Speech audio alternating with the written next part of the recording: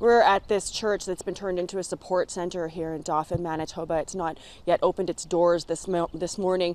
This community of 8,000 people now has a place to meet where they can support each other as word of who did and didn't survive the crash slowly rolls in. It's been unimaginably painful for loved ones waiting for those details. You know, they thought this was a joyful trip to the Sandhills Casino just 2 hours away. Getting their heads around the disastrous ending has everybody in shock, as you can imagine. We deal with very tough cases as police officers a lot.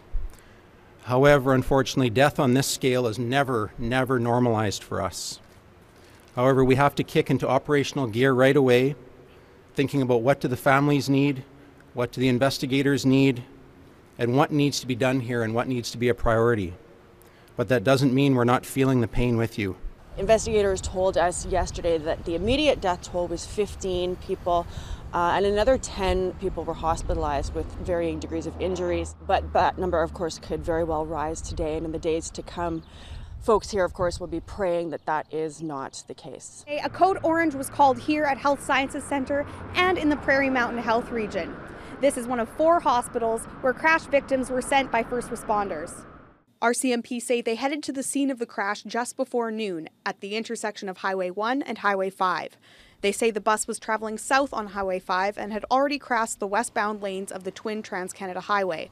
The semi and bus collided as the bus entered the eastbound lanes. Witnesses to the aftermath described a horrific scene, with victims covered in blankets on the road. There was a huge fire and smoke, so I just went to the ground on the service road and I saw that there was a semi and the passenger vehicle.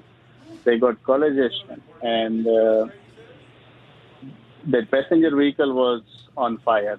12 ambulances, Life Flight air ambulances, and STARS helicopters from Winnipeg and Regina attended to the incident. RCMP could not release details on the conditions of the victims, but confirmed most of them were seniors from the Dauphin area.